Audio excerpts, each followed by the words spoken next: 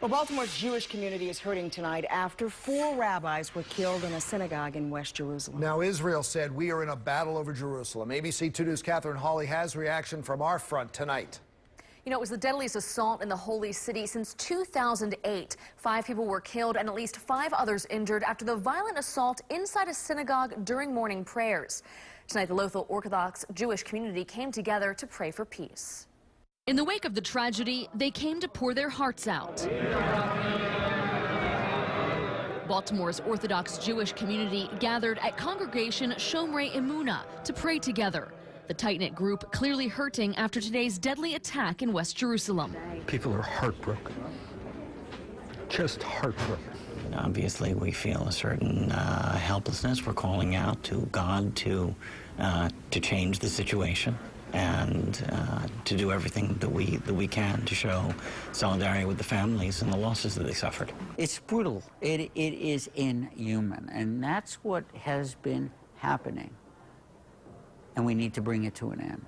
The attack was stunning and horrific. 2 Palestinian men armed with meat cleavers, knives, and a handgun stormed a synagogue in Jerusalem during morning prayers.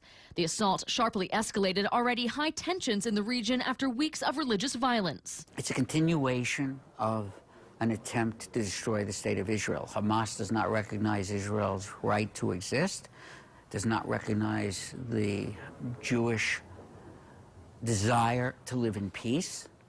And we're seeing it sprouting. 4 of today's dead were rabbis, 3 of them American citizens. The 5th victim was a police officer who died from his wounds, and at least 5 other people were hurt.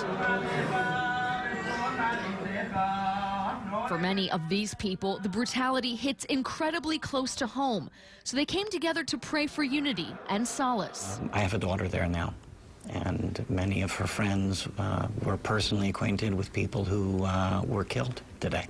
It was unprovoked. It was clearly premeditated. Israel's response must be strong. It must be clear and unequivocal. This has got to stop. And no amount of diplomacy is going to help it, evidently.